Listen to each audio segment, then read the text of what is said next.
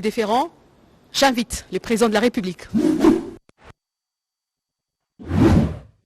Excellence, Monsieur le Président de la République, bonjour. Bonjour, Madame Salama. Merci, au nom de tous ses compatriotes, d'avoir accepté de répondre à leurs questions. Ils étaient en tout cas très nombreux à vouloir vous soumettre toutes ces questions-là. Nous en avons sélectionné une vingtaine, mais je leur ai promis. On m'a dit qu'il y en avait près de 5000, absolument. Il y avait près de 5000, uniquement via le formulaire que nous avions mis en place, via une sorte de plateforme, mais d'autres ont carrément réagi via les réseaux sociaux, Twitter, Facebook, Messenger. Donc c'est allé vraiment... Je suis à la disposition de mon peuple. Merci. Ils veulent savoir comment vous vous portez. Ah ben ça va, merci, ça va très bien. Rien à signaler du côté santé. Le moral un peu affecté évidemment par la situation de l'Est. On ne peut pas être totalement en pleine possession de sa joie, de ses sentiments de bonheur, tant qu'on a cette épine dans le pied. Mais ça va, dans l'ensemble ça va, parce que le moral est bon, le moral de nos troupes à l'Est est bon aussi. Il y a une montée en puissance de nos forces armées et il y a sûrement de bonnes nouvelles à venir au vu des démarches diplomatiques que nous avons menées et de la situation sur le terrain. Nous commençons par le social. Et la première question en tout cas, ils veulent savoir comment est-ce que vous jugez, Monsieur le Président, l'impact de votre action sur la situation sociale des Congolais durant ce quinquennat. Vous avez un impact, il faut toujours le prendre en trois dimensions. Il y a la dimension immédiate, il y a la dimension à moyen terme et à long terme. Nous sommes dans des réformes, notamment au niveau de l'agriculture, qui vont nous amener une indépendance alimentaire, une sécurité alimentaire dans les années qui viennent. Évidemment, ce sont des réformes, il faut du temps pour les mettre en place, mais cela augure de très très bonnes nouvelles. Nous allons enfin mettre fin à toutes ces importations qui nous coûtent des milliards et pouvoir produire nous-mêmes sur place. Et en sus, nous allons faire de la transformation locale et donc de la création d'emplois et de richesses. Donc ça c'est pour le long terme. À court terme, bien évidemment, vous le savez, nous avons eu, puisque notre économie est très dépendante de la conjoncture extérieure, nous avons eu des événements à l'étranger, la Covid pour commencer, ensuite la guerre russo-ukrainienne, qui ont eu un impact sur les produits pétroliers, sur les denrées de première nécessité. Évidemment, nous qui sommes aussi dépendants de tout cela, nous en ressentons les coûts. Nous sommes en train de tout mettre en œuvre pour essayer, tant soit peu, d'alléger ces peines.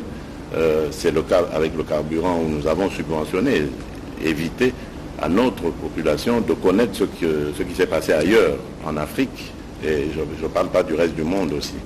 Donc le gouvernement est à pied d'œuvre pour essayer de parer au plus pressé.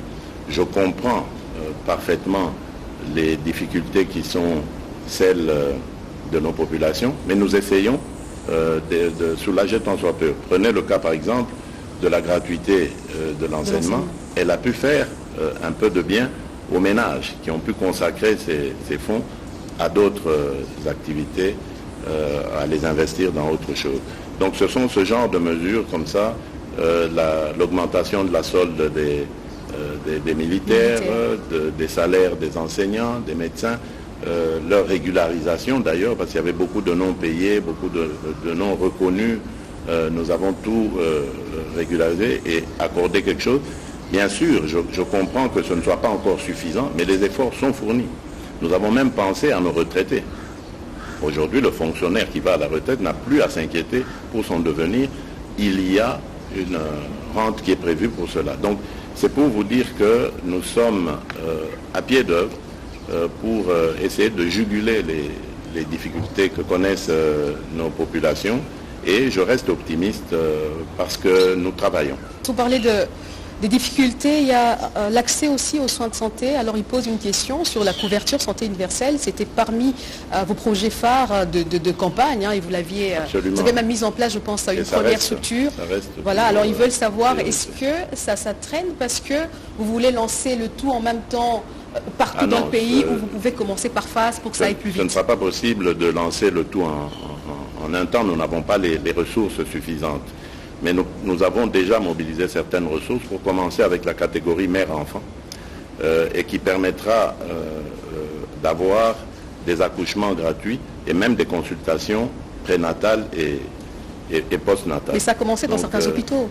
Petit à petit, nous allons l'étendre sur tout l'ensemble de la République. Le but étant évidemment de rendre gratuit l'accès aux santé pour tous les Congolais. Alors la loi sur la vente en détail par les opérateurs étrangers souffre toujours de son application, ce qui étouffe le commerce, ou on va dire les petits commerces nationaux.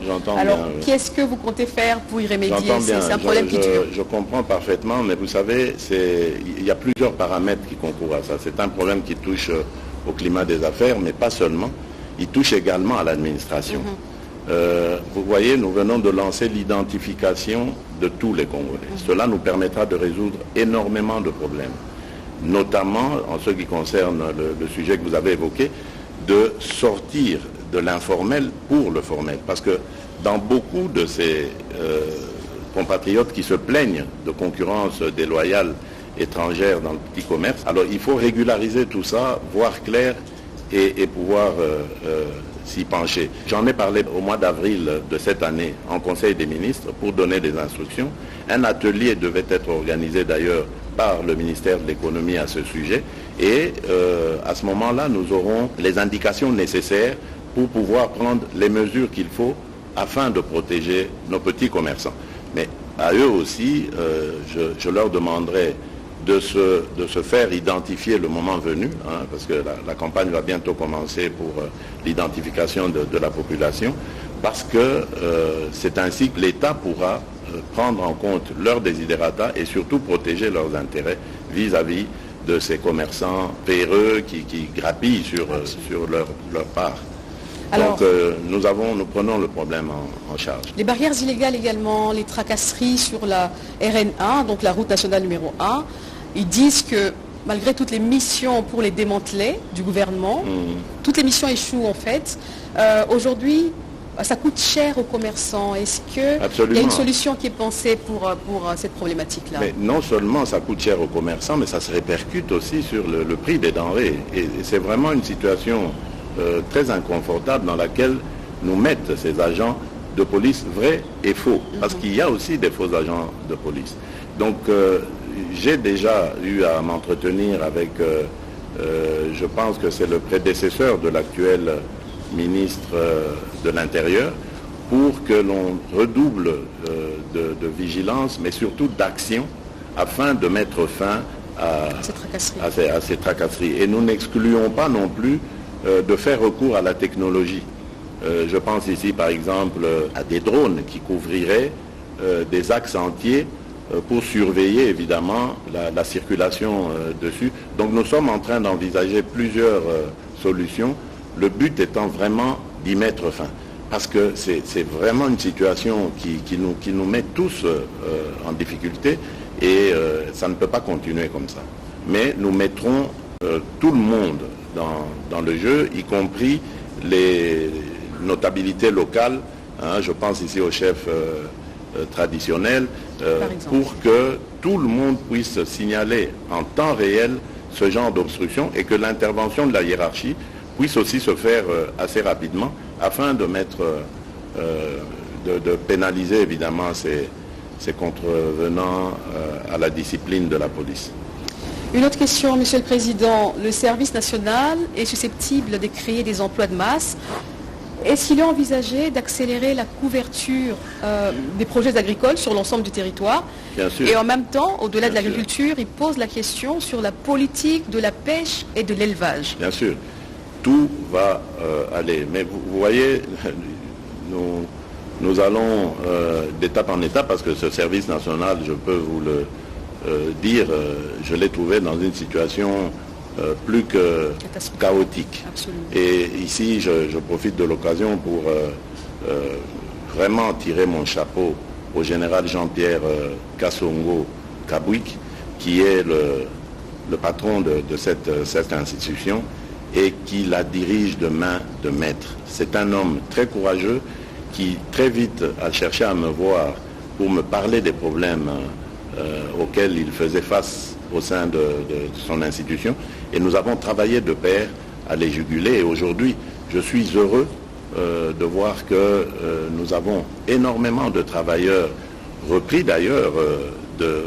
Certains étaient parmi les Koulouna que l'on déplore aujourd'hui, repris de ces milieux-là, complètement métamorphosés et qui aujourd'hui servent l'État. On s'est lancé dans cette aventure vers la fin de l'année 2020 et voilà où nous en sommes aujourd'hui. Et je peux vous dire que dans tous les camps militaires, le prix du sac de farine est resté le même, c'est-à-dire hors concurrence, vous ne trouverez jamais ce prix sur le marché. Grâce justement à cette production, je lui avais demandé évidemment de privilégier cette catégorie, parce que pour moi les militaires, ce sont nos héros vivants, nous devons les accompagner dans tout ce qu'ils font. Et donc j'avais demandé qu'on privilégie cela. Et voilà que au niveau de la production agricole, ça se passe très bien parce que à côté du maïs, il y a le riz aussi. Et il va maintenant commencer la pisciculture. Voilà. Et à côté de ça, il y a la formation professionnelle. Beaucoup ne le savent pas, mais il y a dans ce service des bâtisseurs qui ont déjà prouvé de quoi ils étaient capables. Ils ont construit quelques écoles au village, dans mon village d'origine à Mupompa, dans le village d'origine du défunt président Laurent Désiré Kabila à Manono. Donc ils ont fait comme ça leurs preuves et ça va continuer. Nous allons ouvrir d'autres antennes à travers la République, en plus de Kanyamaka CC, donc pour que le service national soit vraiment une institution qui réponde aux aspirations des Congolaises et des Congolais. Et moi, je me fais même une petite idée. Vous savez, dans d'autres pays, il y a eu, surtout dans les pays occidentaux, après la Seconde Guerre mondiale, le service militaire. J'y pense secrètement, à une sorte de service national, mais qui serait aussi obligatoire à tout jeune qui terminerait ses secondaires avant d'aller à l'université ou de faire autre chose. De servir la nation pendant une année, soit dans une formation militaire pour apprendre à défendre notre territoire, notre patrie, ou dans le service national qui est un service qui s'ouvre vraiment à toute la population, au peuple congolais, donc qui est vraiment à son service. Et ainsi, on pourra apprendre à être patriote et surtout à aimer son prochain, à servir son prochain. C'est vraiment une vocation qui en vaut vraiment la peine. Alors, la dernière question de cette thématique économie et sociale concerne la justice. Il parle de l'impunité qui encourage l'immoralité dans l'action publique, surtout des mandataires. Alors, comment est-ce que vous comptez renforcer la justice sur les dénonciations de corruption qui restent souvent sans suite? Oui, là je vous dis, je pense que s'il y a un bémol à mettre sur mon bilan, je crois que c'est celui-là. Si il m'était demandé de le faire, je ne suis vraiment pas satisfait du bilan, jusqu'ici en tout cas, récolté dans la justice. J'ai beaucoup compté sur le pouvoir parce que je me dis, comme dans la Bible, c'est la justice qui élève une nation. Malheureusement, dans notre cas, la justice détruit notre nation. J'ai tout mis en œuvre pour essayer de faire comprendre, surtout aux chefs des corps, mon intention, ma vision. Et en fait, ma vision, c'est de dire, voilà, c'est vous qui connaissez votre métier, exercez-le consciencieusement, tel que vous l'avez appris de vos précepteurs. Mais malheureusement, je n'ai pas l'impression que nous sommes toujours sur le même diapason. Et nous récoltons souvent la critique de l'opinion de manière injuste, qui pense que, par exemple, je prends comme ça un cas, lorsqu'on met quelqu'un en prison préventive en attendant son jugement et qu'après on le libère, on pense toujours qu'il y a une intervention de l'État. Madame, je peux vous le dire, devant Dieu, je ne suis intervenu dans aucun cas de ce pays pour demander l'arrestation ou la libération de quelqu'un. Jamais. Parce que je veux que la justice soit indépendante. Moi, je crois que nos institutions doivent toutes être libres d'exercer leur pouvoir sans qu'il y ait de contraintes venant de la hiérarchie ou de qui que ce soit. Et donc je pense ici que cette justice a besoin de réforme. Je viens de vous donner le cas d'arrestation préventive. Sous d'autres cieux, on parle parfois de mise en examen. Pourquoi est-ce qu'on ne le voit pas ici? Au lieu d'arrêter quelqu'un et de le jeter comme ça en pâture dans l'opinion, faire quoi? Parce que dès qu'on arrête quelqu'un, pour le commun des Congolais, il est coupable. Il est coupable. Absolument. Et lorsqu'on le reverra demain dehors, on va dire il a corrompu. Ça peut être vrai, ça peut être faux, mais dans tous les cas, ça jette un discrédit sur la justice. Donc il faudrait une réforme. J'ai demandé des études sérieuses là-dessus. Je crois qu'elles sont même prêtes. Dans les jours qui viennent, je vais vraiment faire une sortie avec le Conseil supérieur de la magistrature pour les rencontrer et voir comment nous pouvons mettre en œuvre ces réformes. Évidemment, parmi eux, il y a de braves gens, il y a de braves femmes, il y a de braves hommes, je n'en disconviens pas, mais j'ai l'impression que tout le monde semble être dépassé par la force du mal qui est cette corruption, qui jette un discrédit finalement sur nous tous, parce qu'on pense, l'opinion pense que nous y avons tous à voir là-dedans. Et pourtant, je compte sur la justice, parce qu'il n'y a pas mieux qu'elle pour juguler les antivaleurs qui ont mis à mal notre économie, l'image du pays, etc. Et même pour les investisseurs, pour qu'ils viennent en toute assurance dans ce pays, ils doivent pouvoir compter sur une justice qui est impartiale, qui est objective.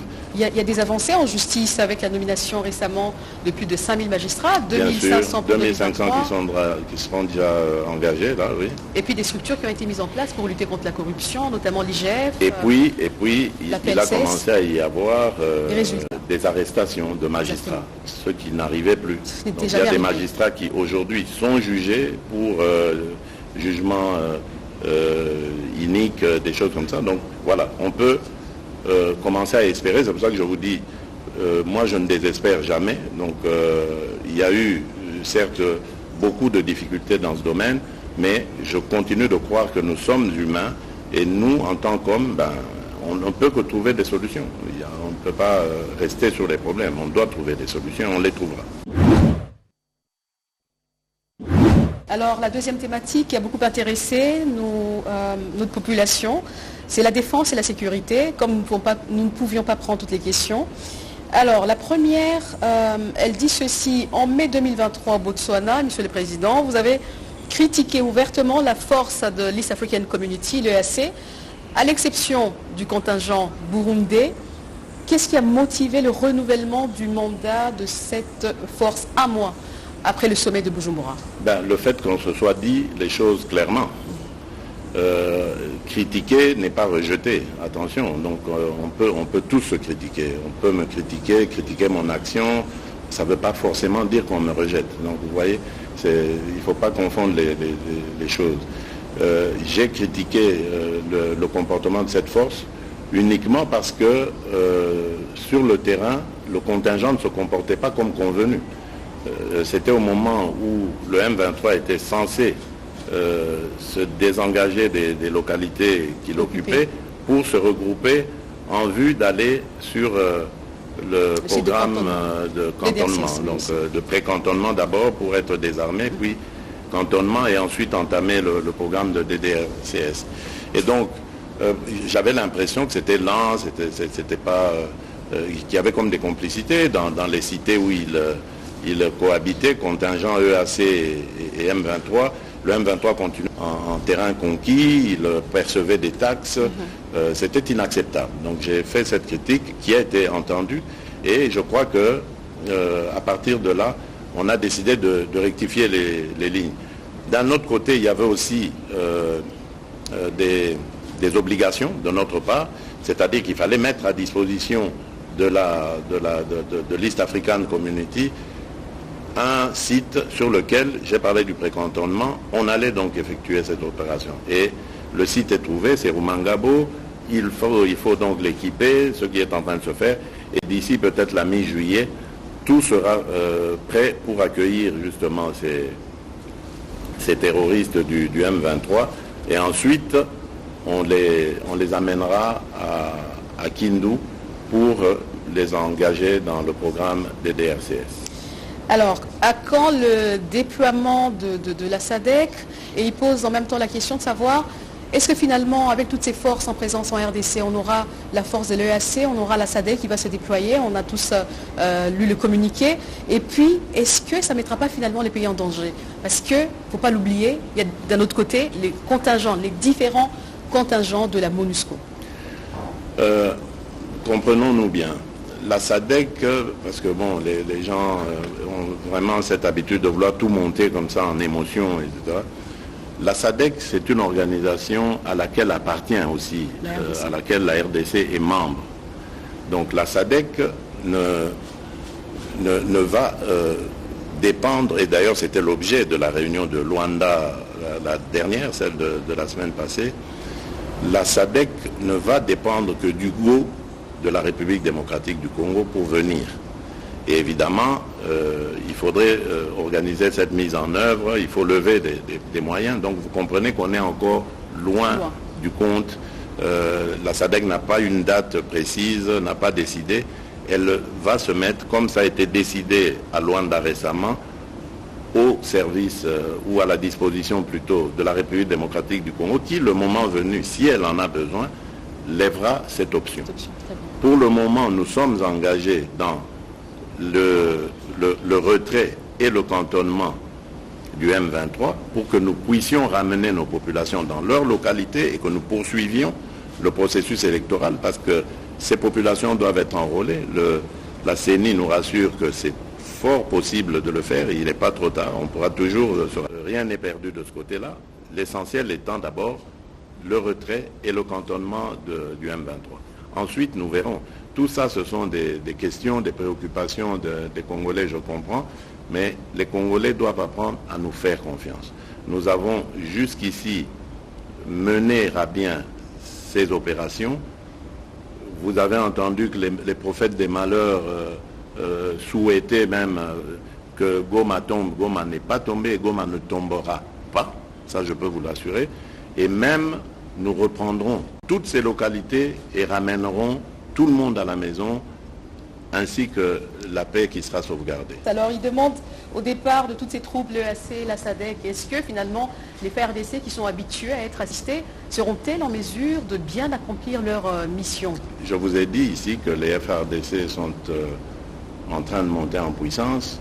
Nous allons dans quelques mois terminer la formation de dizaines de milliers de recrues qui vont donc venir renforcer les FARDC pendant que les autres seront peut-être relevés et recyclés, parce que vous savez que l'une des raisons de nos déboires à l'Est, c'est aussi le fait que ces troupes ont trop longtemps été au front, ont connu beaucoup d'émotions, beaucoup de difficultés, certains étaient blessés, certains ont vu les leurs perdre la vie. Tout ça a eu des impacts psychologiques certains. Et il faut renouveler cela. C'est malheureusement pas ce qui se faisait de tout temps ici. Nous avons pris le problème à bras le corps, nous avons fait des réformes au sein de cette armée. Aujourd'hui, nous avons une loi de programmation qui va pouvoir permettre de venir au chevet de cette armée avec les thérapies qu'il faut pour la relever. Et c'était la question qui finissait en tout cas cette thématique. Où est-ce qu'on en est justement avec cette loi sur la programmation militaire et la politique de défense nationale? Dépend de la disponibilisation des ressources. On doit les mettre à la disposition de l'armée. Donc c'est le travail que le gouvernement est en train de faire. Et je vous ai parlé ici de la montée en puissance de cette armée. Ça veut dire qu'il y a des ressources. Mais attention, nous sommes pour le moment en temps de guerre. Donc le programme est un petit peu bouleversé. On ne va pas arrêter de financer la montée en puissance, les équipements, la prise en charge des recrues et leur formation, etc., pour rentrer dans une gestion normale de la chose, c'est-à-dire construction des camps, des hôpitaux, et bien d'autres choses, la gestion au quotidien d'une armée. Donc nous devons d'abord faire face à la guerre, la terminer, et ensuite revenir dans le sens normal de ce que nous nous étions convenus. Mais aujourd'hui, ce que je peux dire, c'est que les ressources sont là pour pouvoir parer à toute éventualité, et c'est ce que nous faisons. Alors nous passons aux questions sur les infrastructures. La première, c'est d'actualité, je pense, vous venez de Lobito. Alors ils disent, au lieu de construire les chemins de fer de Lobito avec l'Angola grâce au financement américain, notamment de 200 millions de dollars américains, est-ce qu'on ne peut pas financer nous-mêmes les chemins de fer de l'ex-Katanga à Banana ou Boma pour relier l'Est à l'Ouest? Bon, d'abord, il faudrait que je corrige quelque chose. Le chemin de fer est déjà construit. Le chemin de fer de Benguela, Lobito, il est construit, il existe. Et ce qui s'est fait hier à Benguela, c'était tout simplement une mise en commun de nos intérêts, si vous voulez. Ce rail, jadis, à l'époque du Grand Zaïre, ce rail nous servait. À l'époque, on n'allait pas par Kasumbalesa, on n'amenait pas nos minerais par là pour aller jusqu'au Cap et les transporter par mer. À l'époque, tout partait de Kolwezi vers Dilolo et de là en Angola vers le port de Lobito.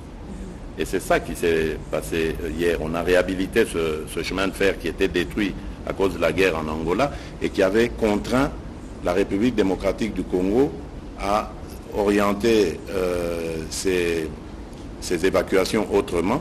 Et donc on utilisait le chemin de fer du Katanga jusqu'à Ilebo. Et là on prenait le fleuve, enfin d'abord la rivière Kasaï puis le fleuve, Kinshasa, et il y avait le rail sur Matadi.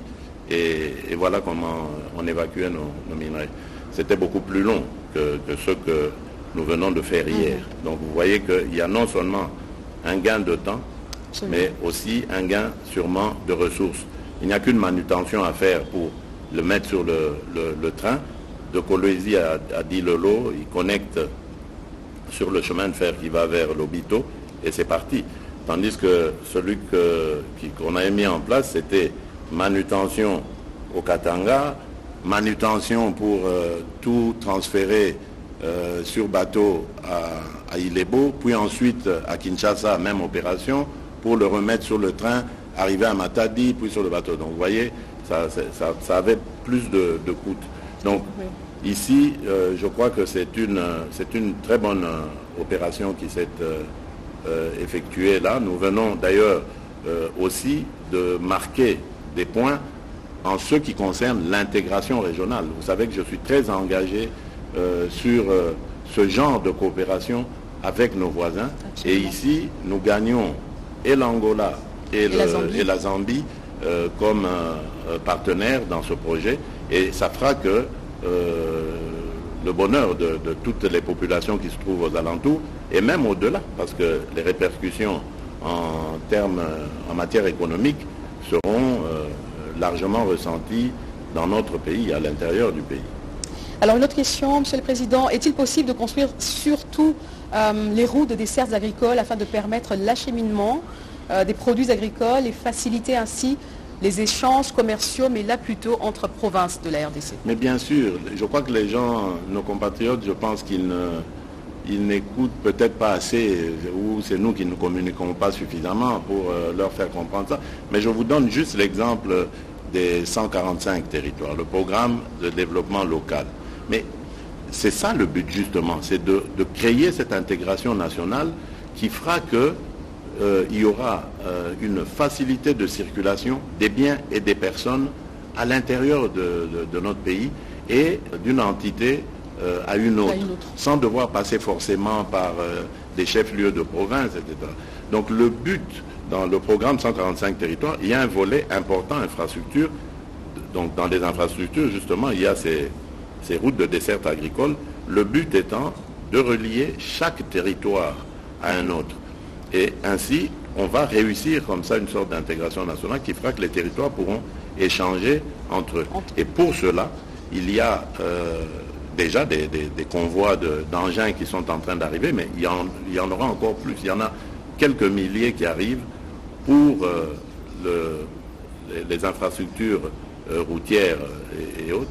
mais également pour développer l'agriculture. Alors justement, je ne sais pas si vous avez une idée, il demande combien de kilomètres de routes ont été asphaltés ou construits depuis. Il y a eu beaucoup de routes qui ont été faites, beaucoup qui ont été réhabilitées, beaucoup qui sont en projet. Je pense à Kalambambouji, je pense à cette route qui va relier le Kasaï oriental au sud Kivu. Je pense à la grande route qui va partir de Beni jusqu'à Kisangani. Donc vous voyez un peu tout ce que nous pourrions avoir à Kinshasa comme retombées agricoles de ces zones très riches en denrées agricoles. Donc voilà, il y a des grands projets comme ça qui sont en train d'être finalisés déjà. Pour celui de Beni Kisangani, je crois que les études sont en train d'être faites maintenant. Celui de Mbujimai à Bukavu, je crois que les études ont été faites, c'est la Banque mondiale qui va s'en occuper. Celui de Kalambambouji qui part de la frontière avec l'Angola et qui rentre jusqu'à Kananga, jusqu'à relier la nationale 1 qui vient de l'ex-Grand Bandundu, qui passe par Tikapa et qui va vers Mbujimai et autres. Voilà. Donc il y a de grands axes comme ça qui sont en train d'être faits, mais on n'a pas le temps de s'arrêter, comment j'allais dire, de se réjouir de nos petites victoires. Nous devons travailler. Le gouffre est tellement profond, le gouffre dans lequel le pays s'était enfoncé. Nous n'avons pas le temps de célébrer, de savourer nos petites victoires. Le peuple a besoin encore davantage de résultats, de prise en compte de ses intérêts, et nous sommes concentrés sur ça. Alors à quand la construction des grands centres médicaux pour chaque province, mais vraiment des hôpitaux, 200 lits avec des équipements de pointe? Voilà, une fois de plus, là aussi c'est une question de ressources.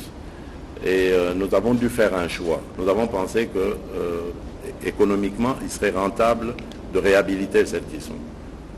Bien que, c'est vrai, comme dans le cas du camp Tchatchi, c'était en réhabilitant que nous avons vraiment construit quelque chose de beaucoup plus grand. C'était un petit dispensaire, mais que j'ai voulu voir plus grand, mais rien que pour rendre hommage à nos soldats. Mais ailleurs, c'est de la réhabilitation. Mamayemo, par exemple, vous allez voir, il va être construit un grand complexe. C'est vrai que c'était déjà un grand hôpital, mais là, on va le moderniser et le faire en hauteur pour gagner plus d'espace et de place aussi. Ailleurs, c'est de la réhabilitation que nous avons faite parce que justement, les moyens ne suivent pas encore. Mais vous verrez que dans le cadre du programme des 145 territoires, nous avons veillé à ce qu'il y ait un centre médical dans chaque territoire et qui comprendra quand même les équipements nécessaires pour pouvoir prendre directement en charge les cas les plus urgents, les plus graves, en attendant un transfert. Donc le projet existe, mais évidemment, comme je l'ai dit, c'est une question de ressources. Là, nous sommes en train de tout mettre en œuvre pour rendre d'abord accessible aux soins de santé tout le monde. Ça, je trouve que c'est plus important que de construire des grands hôpitaux. Il faut que tout le monde puisse, en tout cas, être en mesure de bénéficier des premiers soins. Vous savez que, par exemple, pour la malaria, le palu, il tue plus que le sida. Absolument. Si nous ne protégeons pas nos populations et que nous préférons mettre cet argent dans la construction des grands hôpitaux, je crois que ce serait se tromper de priorité. La priorité ici, c'est d'abord, pour moi, de protéger nos populations, de les mettre en situation de santé adéquate et ensuite voir comment ça va s'améliorer au fur et à mesure. Le Congo est un grand chantier, je l'ai toujours dit. Ce n'est pas aujourd'hui ou demain que ce chantier se réalisera complètement, mais il faut y mettre sa pierre au fil des années. On finira par tout reconstruire. Alors, la dernière question en infrastructure, quelle est finalement votre politique en matière de logement? Est-ce qu'il y a un projet de construction des logements sociaux? Bien sûr, encore là, une fois de plus, le programme des 145 territoires. Le but qui était visé dans ce programme, c'était de ramener tous les cerveaux, passez-moi l'expression, vers les milieux ruraux. Parce que tout le monde, à force de faire face au chômage, la déglingue de ces territoires, tout le monde a fini par migrer vers des grands centres urbains, allant même jusqu'à les encombrer, etc. Et aggraver les situations sécuritaires, professionnelles et tout ça.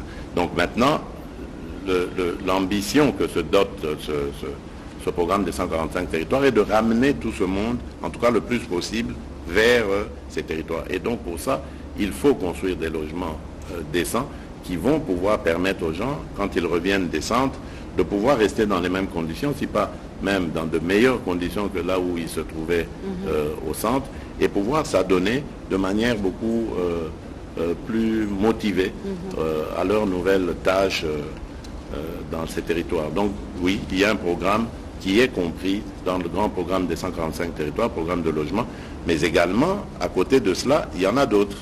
Hein, vous savez que j'ai récemment, dans un des conseils de ministres, demandé à ce qu'on relance, on réhabilite l'industrie de fabrication de maisons préfabriquées qui se trouve à Kisangani, qu'on le réhabilite, qu'on réhabilite cette usine, parce que c'est une usine qui a coûté cher à l'État et qui ne sert plus à rien aujourd'hui, qui peut non seulement créer de l'emploi, mais aussi construire des logements. Donc il y a comme ça plusieurs secteurs dans lesquels nous allons nous pencher pour relancer justement ce logement. Les questions sur la diplomatie, on avait beaucoup également, Monsieur le Président. La première, après tous ces voyages à l'étranger, quelles en sont les retombées finalement sur le plan socio-économique pour le pays et pour la population? Bon, le plan socio-économique, vous n'aurez jamais, même s'il n'y en avait qu'un seul, vous n'aurez jamais un voyage qui vous ramène immédiatement des retombées. Ça ne se mesure pas comme ça, j'allais dire. Les retombées, il y en a beaucoup. D'abord sur le plan diplomatique. Le Congo était, j'allais dire, en isolement ou peut-être en immersion totale. On ne le voyait pas, on ne l'entendait pas. À telle enseigne que lorsque nous avons commencé à dénoncer récemment ici, après l'agression rwandaise, les vraies intentions du Rwanda, nos interlocuteurs semblaient découvrir pour la première fois ou entendre pour la première fois ce genre de choses. Ça veut dire que le Congo avait cessé d'être présent. Nous le voyons aussi lorsque aujourd'hui nous parlons d'environnement. Vous savez que le Congo se présente aujourd'hui comme le pays solution aux problèmes de réchauffement climatique. Eh bien, le Congo était resté aphone pendant toutes ces années. Et c'est pas mal de dire que c'était le Congo d'en face et le Gabon qui avait pris le lead dans ce domaine en ce qui concerne le bassin de la forêt du Congo. Donc, alors que nous sommes, nous, propriétaires au moins de 65% de ce massif forestier. Donc, c'est quand même étonnant que nous soyons restés comme ça, absents de tout ça. Idem pour les minerais stratégiques, grâce auxquels aujourd'hui on va avoir une transition énergétique, transition industrielle. Le Congo était absent alors que c'est l'un des leaders mondiaux dans ce domaine. Et grâce justement à ces sorties, nous avons réussi à installer le Congo sur cet échiquier-là. Et aujourd'hui, plus rien ne se fait sans que l'on parle du Congo. Je pense le mois prochain, nous allons recevoir ici deux leaders de deux grands pays, deux des plus grands avec le Congo, qui sont propriétaires de grandes forêts, donc l'Amazonie, la forêt en Indonésie et la forêt équatoriale. Donc le Brésil, l'Indonésie seront ici le mois prochain pour justement montrer leur solidarité avec la RDC, mais à travers la RDC aux autres pays qui appartiennent au même bassin du fleuve Congo, qui vont maintenant nous permettre de pouvoir parler d'une seule voix et de défendre nos intérêts. Nous sommes aujourd'hui, nous représentons le poumon du monde. Des engagements ont été pris à cet effet pour aider justement ces pays qui captent le carbone rejeté par les pays industrialisés, etc. Mais rien n'est fait. Donc tout ça va nous permettre de devenir beaucoup plus forts et de parler d'une seule et même voix et et une voix intelligible aussi, et de faire. Alors, vous voyez, toutes ces sorties ont servi à cela. À côté de cela, évidemment, il y a l'aide au développement qui a été renforcée. Aujourd'hui, la Banque mondiale a accru son soutien à la République démocratique du Congo, grâce non seulement à notre bonne gouvernance, on pourra en parler si vous voulez, mais surtout aussi grâce à ces contacts qui ont attiré leur attention pour leur dire attention, quelque chose est en train de se passer aujourd'hui en République démocratique du Congo. Nous sommes en train de changer de narratif, nous voulons changer de paradigme, mais nous voulons pour cela que vous nous accompagniez par des transferts de technologie, le savoir-faire, mais également, peut-être, pourquoi pas, aussi par vos soutiens qui vont nous permettre d'accroître nos efforts. Et vous avez vu que grâce à tout cela, aujourd'hui, nous avons un budget qui a quadruplé, nous avons des agences de notation qui ont grimpé la côte de la République démocratique du Congo. Nous sommes en train de finir le programme avec le FMI. Nous allons très bientôt envisager la 5e revue.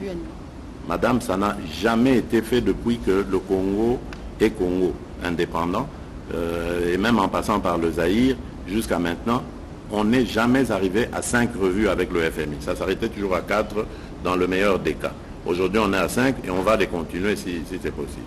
Donc, c'est clair que les choses se passent autrement en République démocratique du Congo aujourd'hui, et c'est grâce justement à ces sorties. C'est vrai, j'entends souvent les gens dire oui, mais c'est pas la Banque mondiale, c'est pas le FMI qui n'ont jamais aidé un pays à se développer. C'est vrai, mais c'est pas ça d'ailleurs leur objectif, ça n'a jamais été leur ambition. Ils se mettent aux côtés des États pour les accompagner en fixant ensemble avec ceux-ci les règles du jeu.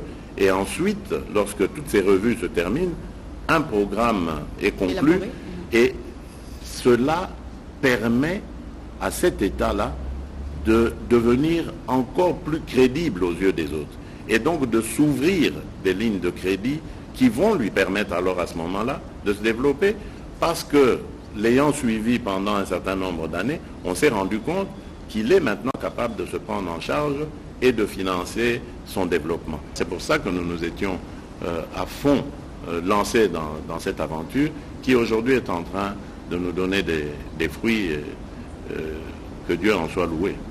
Alors, il y a tellement de choses à dire sur la diplomatie. Récemment, vous avez été en Chine, Monsieur le Président, c'est une première.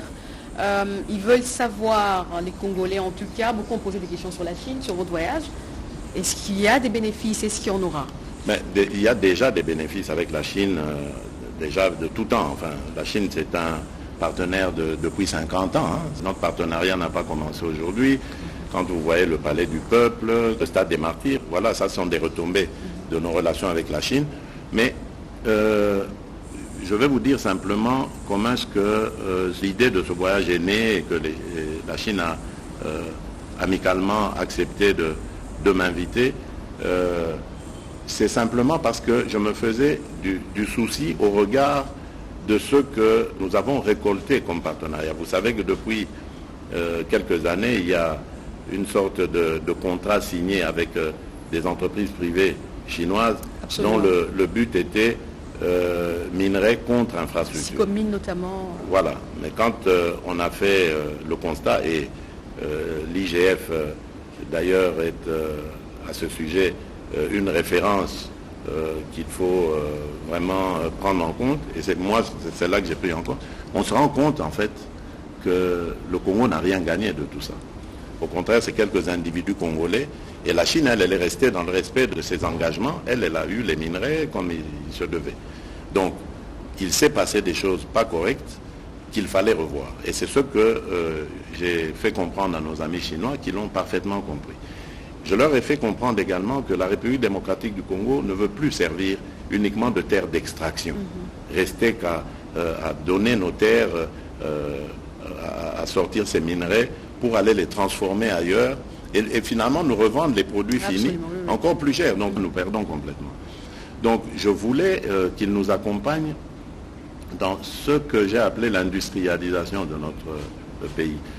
Je viens de vous parler ici des minerais stratégiques qui se trouvent chez nous. Donc ça veut dire que les yeux des investisseurs du monde, des industriels du monde sont tourner vers le Congo, en tout cas, entre autres nations, vers le Congo. Donc nous devons en profiter. Nous devons jouer sur ça pour que cette industrialisation non seulement se réalise, surtout la nouvelle industrialisation dont on parle aujourd'hui, l'industrie propre, l'industrie verte, qu'elle se réalise en partenariat évidemment avec ces pays, ces grandes nations, investisseurs, et la Chine en fait partie, pour que nous allions dans une sorte de partenariat gagnant-gagnant, que la République démocratique du Congo se retrouve avec ses industries, ses emplois créés, sa richesse créée, et que les partenaires chinois se retrouvent aussi dans leurs investissements, parce que nous allons développer la chaîne de valeur, si pas la totalité de cette chaîne de valeur en République démocratique du Congo, en tout cas une partie importante de celle-ci, quitte à, dans ce partenariat, se retrouver tous heureux. Voilà, alors le message est vraiment bien passé, les Chinois l'ont très très bien compris, nous avons eu d'excellentes discussions et aujourd'hui ils attendent évidemment la prochaine rencontre de la commission mixte pour que nous mettions sur table un plan de programmation de cette industrialisation et à ce moment-là ils pourront dire dans quel domaine ils pourront nous accompagner, dans quel autre ils ne pourront pas. Donc c'était ça le but. Et ce qui m'a le plus fait plaisir là-dedans, parce que vous savez, moi je tiens aux équilibres géopolitiques mondiaux, je ne voulais pas donner l'impression à notre partenaires traditionnels que sont les Occidentaux, Américains, Européens, que ça y est, nous vous ignorons, nous avons un nouvel ami, tant pis pour vous. Je veux que tout le monde soit intéressé parce qu'il s'agit ici de la stabilité de mon pays. Je veux que ce pays soit stable, définitivement stable, et que nous soyons vraiment tournés vers notre développement. Et voilà pourquoi, dans ce que nous nous sommes dit avec le partenaire chinois, il y a aussi la possibilité, s'ils le désirent, européens et américains, de les approcher, de les intégrer dans ces projets. Et c'est ça que j'ai beaucoup apprécié, cette souplesse de la part des Chinois qui me convient parfaitement. Alors, une question, est-ce qu'on ne devrait pas rompre finalement, mais complètement, nos relations diplomatiques avec le Rwanda? Vous savez, j'ai toujours eu une approche différente de certains de mes compatriotes que je trouve beaucoup plus, passez-moi l'expression, peut-être extrémiste, enfin, mais je comprends leurs sentiments. Il faut toujours faire la part des choses entre le régime Kagame et le peuple rwandais. Absolument. Le peuple rwandais est un peuple frère. Ce peuple restera toujours aux côtés, en tout cas au Rwanda, pays à côté de la RDC. Absolument. Donc, pourquoi rompre les relations avec ce peuple? Ça n'aura aucun sens. D'abord parce qu'il y a déjà des mariages qui se sont faits, il y a des échanges économiques qui se font, commerciaux, qui se font. C'est impossible. Donc, vous le faites, vous condamnez des centaines de milliers, voire peut-être des millions de gens à la famine à cause d'un individu et de son régime. Non, je ne crois pas que ce soit la solution, celle de rompre les relations diplomatiques. Je pense simplement que nous devrions continuer à mettre la pression diplomatique sur le régime de Kagame. C'est en train d'ailleurs de fonctionner. Parce que, rappelez-vous, jusqu'au mois de mars passé, on entendait encore de coups de feu sur la ligne de front là-bas. Aujourd'hui, il n'y a plus de coups de feu. Pourtant, ils avaient cette habitude de tirer sur nos positions.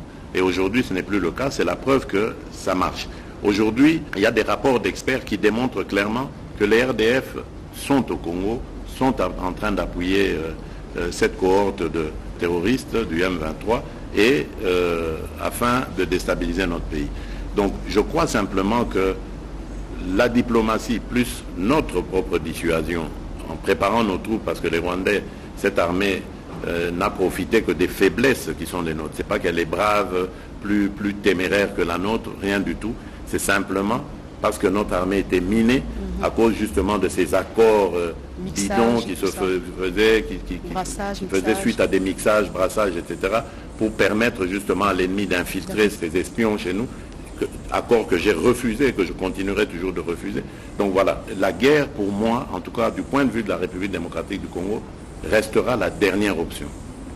Nous comptons encore sur nos partenaires, sur la communauté internationale, pour qu'elle impose au Rwanda des sanctions si celui-ci continue plutôt de refuser de quitter le sol congolais. Et ce n'est que si sanctions il y a et qu'on se rend compte que le Rwanda s'entête, qu'on nous prendrions alors à ce moment-là ils disent nos pourquoi responsabilités. vous vous entêtez à continuer avec la diplomatie en tout temps, même au temps de la crise, au plus fort de la crise. Pourquoi ne pas carrément structurer notre armée Vous et savez, nous faire ainsi respecter? La diplomatie, on ne la rompt jamais, sauf quand vraiment on est en terrain, j'allais dire, en no man's land. Tant qu'il y aura des hommes, il y aura la diplomatie. Même aujourd'hui, entre Ukrainiens et Russes, la diplomatie, même de l'ombre soit-elle, existe. Donc on ne rompt jamais la diplomatie. Je ne veux pas m'isoler aujourd'hui à cause d'un délire hégémonique de Kagame. Donc moi, je continue de croire en la force de notre diplomatie, mais maintenant, en plus de la diplomatie, j'ai renforcé les capacités de mon armée, donc je n'ai pas à craindre ce bourreau. Donc le moment venu, s'il n'obtempère pas, nous prendrons nos responsabilités, comme je l'ai dit, mais ça reste la dernière option. La dernière question sur la diplomatie, malgré la crise russo-ukrainienne, pourquoi ne pas se tourner carrément vers Vladimir Poutine, vers la Russie comme un partenaire stratégique? Mais la Russie, c'est un partenaire, sauf que la Russie n'a pas vraiment l'habitude de beaucoup commercer en Afrique. Il n'y a pas que en République démocratique du Congo, remarquez partout, souvent c'est la coopération militaire. Mais pour ça, on a suffisamment d'alliés de ce côté-là. Si on avait des besoins, on se serait aussi adressé à eux. Mais souvenez-vous, en 2019, je crois, nous avons eu à nous rendre au sommet de Sochi, Russie-Afrique. J'y avais rencontré beaucoup d'hommes d'affaires qui semblaient être intéressés par la République démocratique du Congo dans plusieurs domaines. Mais je ne vais pas les forcer à aimer le Congo ou à venir au Congo. La porte du Congo est ouverte en tout cas pour tous ceux qui voudraient venir y faire des affaires qui seront prospères à la fois pour eux, mais aussi pour nos populations. Donc je n'ai pas de préférence. Et quant à parler d'alliance stratégique, je ne sais pas ce qu'on entend par ça, mais il n'y a pas d'alliance stratégique qui ne soit pas définie. Il y a plein d'orientations qu'on peut prendre. Donc, quand on la demande, on doit dire aussi pour quelles raisons les gens voudraient qu'on fasse cette alliance stratégique. Et puis elle a ses problèmes aussi en ce moment, la Russie. Alors pour terminer, Monsieur le Président, il y a quelques questions libres. Quelles sont les stratégies mises en place par le gouvernement afin de permettre le développement des régions enclavées? C'est ça, justement, le but, c'est de désenclaver le pays, réussir son intégration totale. Le plan, ce sont les infrastructures, il n'y a pas d'autres secrets. Non seulement les infrastructures, mais également l'érection de centres d'activité commerciale. J'ai pu le voir dans certains pays, et je l'ai vu encore en Angola, parce que le président m'a invité à aller voir quelques municipalités qui sont spécialisées dans la pêcherie, etc. Et là, je me suis rendu compte qu'on peut donner de l'emploi aux gens en fonction des activités dédiées à ces contrées-là. Je prends un exemple. À l'Équateur, vous savez que le poisson est très prisé. Il y a beaucoup de localités qui se trouvent au bord du fleuve et dont les habitants s'adonnent à ce genre d'activité, mais pourquoi ne pas leur mettre des pêcheries? Comme ça, ils restent dans leur milieu d'origine, mais ils développent cette activité. Exactement. Et si tout va bien pour eux, ils pourront aller beaucoup plus loin et devenir une PME qui grandit, qui exporte même, pourquoi pas, etc. Donc c'est ça le but, et c'est pour ça que nous avons lancé cet ambitieux programme de construction des zones industrielles qui, pour certaines, prendront même le statut de zone économique spéciale afin de booster l'activité. Et ces zones se trouveront, pour certaines d'entre eux, dans des milieux ruraux. Le grand défi est et restera toujours énergétique. La République démocratique du Congo a besoin de beaucoup d'énergie. eau, électricité, pour pouvoir réussir ces défis. Nous sommes aussi là dans un plan de développement de plusieurs études pour voir comment, à partir des sites hydrauliques que nous avons, il y en a à peu près 600-700 sur tout l'ensemble du territoire, nous pourrons pouvoir comme ça développer des générateurs d'électricité et d'adduction d'eau pour desservir les populations locales. Ça aussi, c'est un programme qui me tient très à cœur parce que malheureusement, jusqu'ici, nous ne sommes arrivés qu'à 30% pour ce qui est de l'eau, de couverture en eau aux populations. Lorsque je suis arrivé au pouvoir, on était à 8 ou 9%. Donc on est quand même à 30%. L'objectif de 2023, c'était d'arriver à 53% pour atteindre les 70% en 2030. Malheureusement, on est un peu en deçà. On doit s'efforcer. À 22% pour l'électricité, on était à 18% en 2018. Donc là, on a encore besoin de beaucoup ramer pour aller beaucoup plus loin. Donc voilà, ça ce sont les grands défis, les grands objectifs que nous nous sommes assignés et que nous espérons atteindre. L'installation de votre QG dans la partie est du pays, à Goma précisément, vous l'aviez promis. Et puis il y a des villes où vous n'avez pas encore été, vous n'avez pas pu visiter durant tout le mandat, Kisangani. Vous savez, la technologie aujourd'hui nous permet d'être présents à plusieurs endroits en même temps ou à des endroits sans être là forcément. Il y a toujours une perception que vous avez lorsque vous aspirez à une fonction par rapport à lorsque vous êtes dans la fonction. Évidemment, devant le malheur de nos compatriotes à l'époque, lors de la campagne, je me suis dit, je viendrai m'installer ici. Mais lorsque j'accède à la fonction, je me rends compte qu'en tant que commandant suprême des forces armées de notre République, je n'ai pas besoin d'aller m'installer là-bas pour que les choses marchent. J'ai réussi à les faire marcher à partir d'ici. C'est une perception qu'il y avait au moment où j'étais le candidat, Félix Tshisekedi. J'ai été à Goma à plusieurs reprises et aujourd'hui, de Kinshasa, j'ai endigué cette progression de ces agresseurs. Et grâce à la diplomatie, nous allons renverser la tendance. Donc, il ne faut pas que ma personne soit forcément là pour se faire. Et je peux vous dire qu'aujourd'hui, grâce à nos acquisitions, je peux, de mon QG, suivre en temps réel des combats sur le terrain. Voilà. Très bien. Alors, avec le son et l'image. À l'approche, Monsieur le Président, des échéances électorales, la tension monte dans les états-majors politiques. Il vous est reproché d'utiliser des méthodes dictatoriales, répressives contre l'opposition.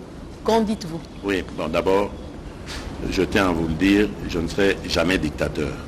La preuve, c'est que si j'étais dictateur, ceux qui le disent ne seraient pas ici au Congo pour le dire. Hein? Je ne veux pas vous donner d'exemples de pays, mais regardez un peu autour de nous. Hein? Le pays auquel vous pensez, là, je devine. Si un opposant à ce régime peut dire dans ce pays, ou un journaliste peut parler de dictature dans ce pays-là. Bon, voilà. Donc c'est déjà vous dire que s'ils peuvent le dire ici et rentrer chez eux, dormir tranquille, ça veut dire que ce n'est pas vrai. Bon, mais en même temps, il ne faut pas confondre démocratie et anarchie. Absolument. Voilà. Donc, moi, j'ai passé les 3/4 de ma vie à me battre contre la dictature, contre les injustices et pour les libertés. Mais jamais je n'ai pris la liberté